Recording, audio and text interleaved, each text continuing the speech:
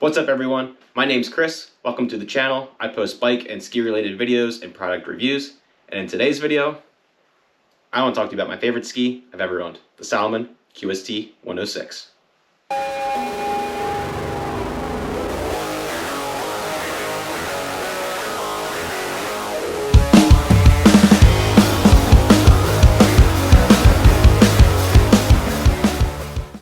Now, I am not a pro ski reviewer like those at Ski Essentials who have the ability to review hundreds of skis every single year, but I've been skiing basically my entire life since I was 4 years old, and I'm a product development engineer by trade, so part of my job is actually benchmarking and testing competitive products.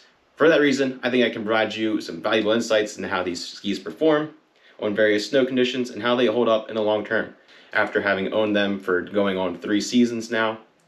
So let's dive into it. Before diving into information on the ski, I just want to give you a little bit of background information on myself as a skier. I'm 5'8" and a slender 184. I prefer skiing off trail any chance that I get, seeking the softest snow and conditions that the day has to provide. But I ski everything. I ski groomers, I ski trees, I ski moguls. I even have been known to ski switch from time to time, but I am certainly not a park skier by any stretch of the imagination.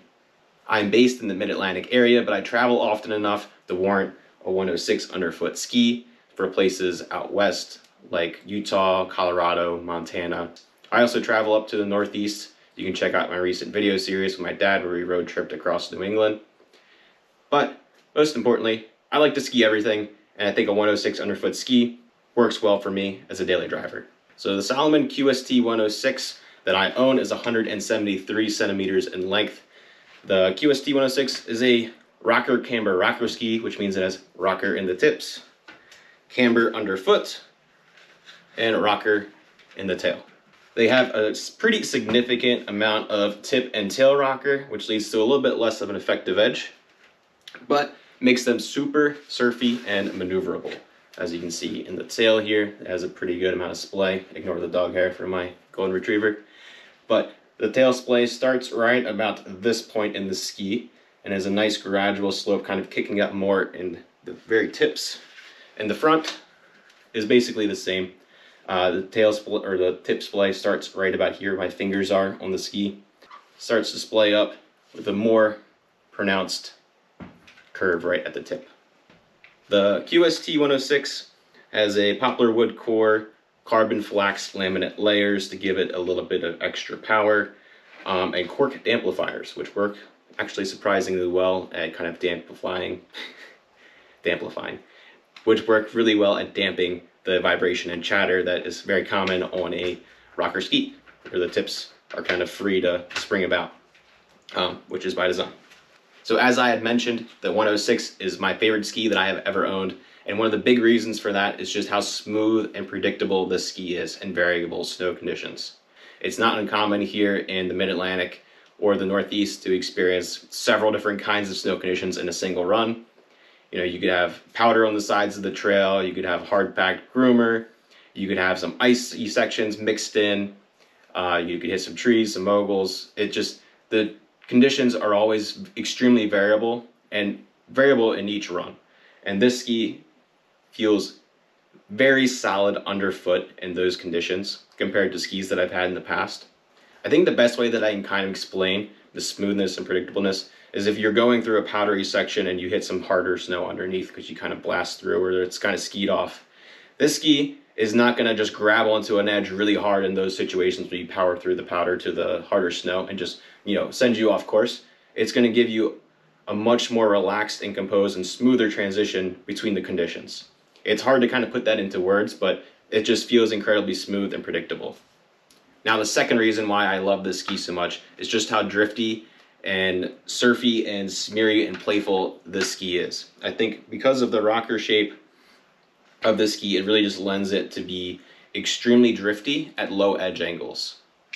So what I mean by that is when you're in the trees or in coming through a mogul section and you don't have your skis up on edge, they are very, very easy to just flick around the tails and kind of surf and make these long extended turns where you kind of just slide through like an icier or firmer pack section till you hit some soft snow and then you kind of want to make your turn. Now I think the the driftiness of this ski is most helpful in the trees in New England where it's really tight and twisty and you have some moguls kind of mixed in there. You're able to make the turn shape exactly how you want it, so you can make like a nice long drifty turn, kind of sliding into a mogul or a ledge, and then make a couple quick turns to get through a tighter section. So the skis are just very maneuverable, much more so than I thought, especially for a 106 underfoot ski. Now they're not very fast from edge to edge because they're so wide, but the maneuverability and driftiness of the ski is great. It's really, really incredible. Now I mentioned that at low edge angles, this ski likes to drift, but if you do get it up on a higher edge angle on a groomer or in any situation where the snow is a little bit softer, think of a nice spring day, you can absolutely lay down some trenches and carve with this ski.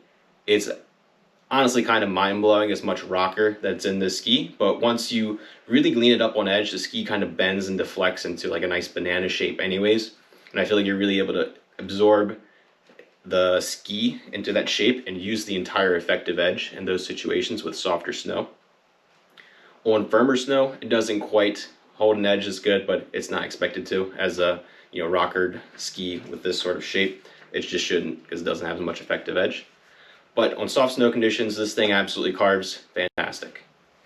Now, in my opinion, where this ski really shines the most is on a nice chopped up powder day or even a crud day where you have some softer snow that's just been piled into mini moguls. This ski absolutely eats up that terrain, almost like for those who mountain bike, like a long travel enduro bike just going through the rougher sections of trail. This thing just feels so smooth and so controlled, and it's kind of mind-blowing for a ski that doesn't have a bunch of metal in it, that it can go through the crud like it does. I think this kind of goes back to it being smooth and predictable, like I had mentioned before. It's wide enough underfoot that any little piles of snow you can kind of jump off of or turn to like little mini airs or just pop and play off of.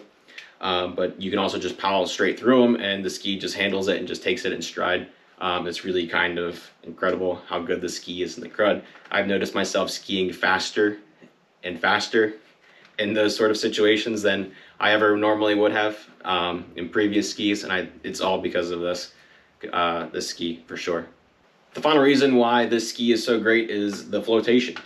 You may have noticed that the tip shape looks a little bit odd compared to your more traditional skis. Well, the widest point of the ski is right across here, where the mountain ridge line kind of crosses the edge of the ski. And that's by design to give you this nice long shovel here on the front, and it floats really well in soft snow. I had the fortunate day of skiing 10 inches of fresh powder at Park City last year on the Jupiter chairlift. We just tore it up, had an absolute blast, and the ski made it all that much more enjoyable. So for a ski that you can, carve on and also have a powder day, I don't know if there's one better, but I really like these. Now, there's a few things I think they could improve on, or a few things I would say are just drawbacks to the other positive features of the ski. So let's touch on those a little bit. Obviously, a ski with rocker in the tips and tails is not going to be a ski that you're expecting to just hold an edge on ice. And this ski is no different. You have just enough grip where you can kind of control your slide on the most boilerplate blue ice that you could find here in the East. But in general, it's not a ski that has great grip on ice. And honestly, I try to avoid that on the trails anyways. I'm always skiing the very edges where all of the snow has been kind of kicked up, where it's nice and soft. And this ski does great in those situations where I can get right on the edge of the trail and kind of like throw some surfy turns kind of right on the edge where the soft snow is still at. But if I do hit some ice along the way, I do have enough edge grip where my skis aren't just going to come completely out from underneath me. But certainly this ski is not going to carve on ice. The other drawback to this ski is the weight. They're not particularly light by any stretch. I wouldn't say that they're a very heavy ski, because it doesn't have metal in it. But they're not light, and for that reason, some people might be more fatigued skiing on these all day compared to something that's a bit lighter, like Atomic Bent 100 or 110, or even like the Elon Ripsticks, which are a super light ski that my dad has and absolutely loves. But it's a higher performing ski, and I think because of the weight and the construction, You get that smoothness and predictability. This ski doesn't like to wander around. When you hit those variable snow conditions, it kind of stays very true. So I think in that way it could be less fatiguing because the skis aren't darting around underneath you, but they certainly are heavier to just move around all day. So that's something to keep in mind. So I think I can conclude this video with how the ski is kind of holding up and who I would recommend this ski for. So this, as I said, this is my 3rd year on these skis, and as you can see, the tips are starting to get a little bit jagged just from them kind of smacking into themselves and also obstacles and whatever's in front. Otherwise, the graphics are still in good shape. The rest of the top sheet looks like it's basically brand new, except for maybe some slight scuffs on the tails, which I'll show you in just a second here. So you can see just some slight scuffing and scratch marks here on the tail.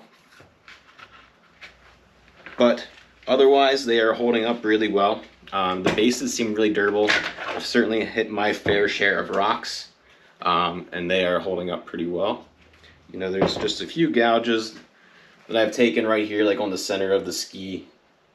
But, that kind of happens when you are skiing some low tide conditions here on the East Coast. But, sometimes you just got to do what you got to do. They're tools, not jewels.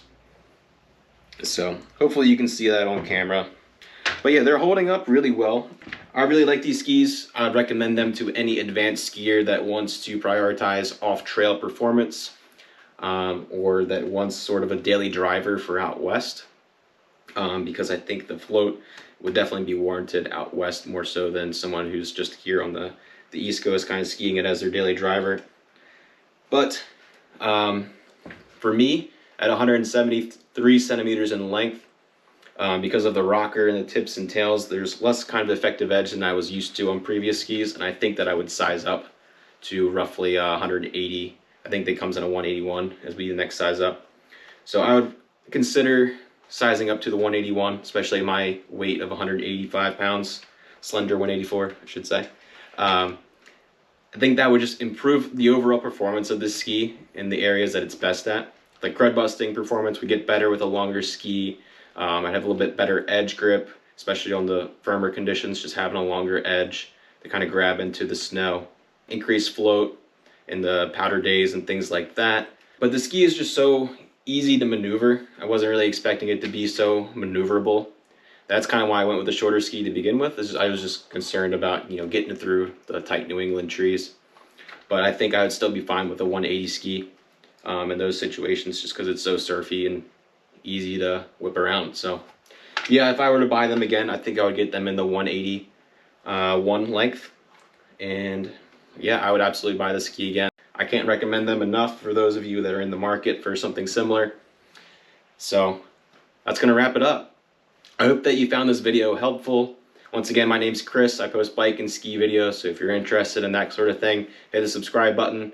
Or if you at least enjoyed this video, just hit like. It really helps grow the channel and push this video out to other people, so hopefully it can help them. Thanks. See you next video.